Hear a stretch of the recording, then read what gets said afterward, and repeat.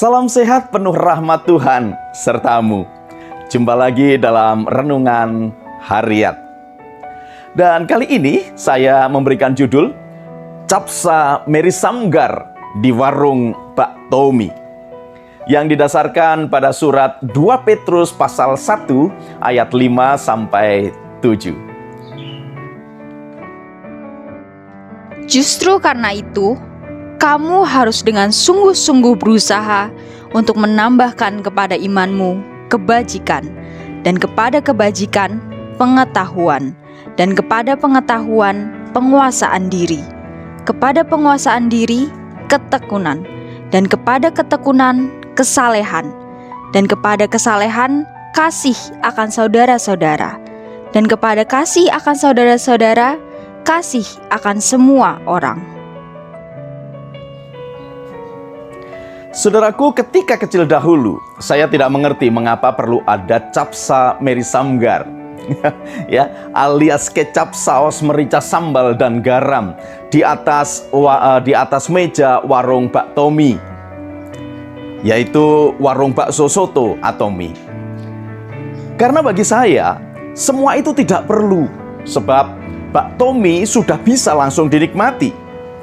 Seiring waktu, akhirnya saya memahami bahwa capsa Mary Samgar sengaja disediakan agar para pelanggan bisa membuat rasa Pak Tommy itu pas dengan lidahnya masing-masing.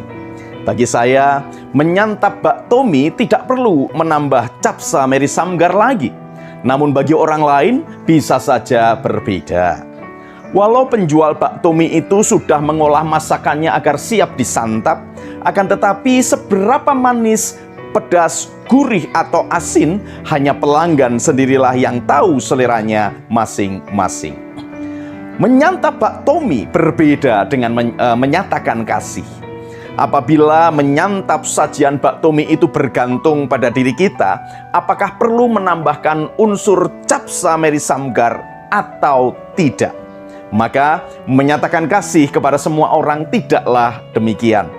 Menyatakan kasih bukanlah pilihan tentang melakukan atau tidak melakukan, melainkan keharusan yang mesti nampak di dalam kehidupan kita sebagai anak-anak Tuhan. Menyatakan kasih kepada semua orang bukanlah tentang selera, melainkan kesediaan untuk menambahkan unsur-unsur yang akan semakin membuat iman kita itu menjadi dewasa, sehingga dapat menyatakan kasih kepada semua orang. Sebagai salah seorang murid Tuhan Yesus, Rasul Petrus telah merasakan proses bertumbuh dan berkembangnya iman kepada Tuhan Yesus. Di dalam pengalaman hidupnya, ia menyadari sepenuhnya bahwa Allah sendiri telah menganugerahkan segala sesuatu yang berguna untuk hidup yang saleh melalui pengenalan akan Kristus itu. Di dalam kesalahan inilah kasih itu dapat dinyatakan. Nah, berdasarkan pengalamannya, Petrus merasakan bahwa untuk dapat menjadi saleh sehingga mampu menyatakan kasih tidaklah bisa terjadi secara instan. Setiap anak-anak Tuhan mesti setia dan taat untuk dibentuk dan mengikuti setiap proses itu. Tuhan sudah menyediakan semua unsur yang dibutuhkan itu. Tinggal kita memasuki proses dan dibentuk, sehingga dapat terus bertumbuh dan bertambah. Menurut Petrus, apa yang perlu ditambahkan di dalam iman? Yaitu kebajikan, pengetahuan, penguasaan diri, ketekunan, kesalehan, kasih akan saudara-saudara, dan akhirnya kasih bagi semua orang. Petrus menyebutkan demikian. Justru karena itu, kamu harus dengan sungguh-sungguh berusaha untuk menambahkan kepada imanmu kebajikan, dan kepada kebajikan pengetahuan, dan kepada pengetahuan penguasaan diri, kepada penguasaan diri ketekunan, dan kepada ketekunan kesalehan, dan kepada kesalehan kasih akan saudara-saudara, dan kepada kasih akan saudara-saudara kasih akan semua orang. Meskipun Petrus tidak bermaksud berbicara tentang urut-urutan proses, namun bisa ditangkap maknanya bahwa seorang dapat menyatakan kasih kepada semua orang apabila di dalam dirinya ada kebajikan, pengetahuan, penguasaan diri, ketekunan, dan kesalehan.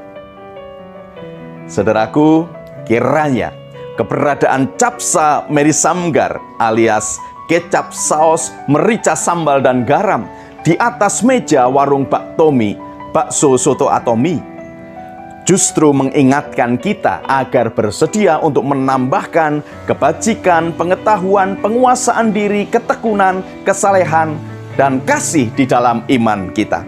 Selamat berjuang, Tuhan Yesus memberkati. Salam guru dan keluarga.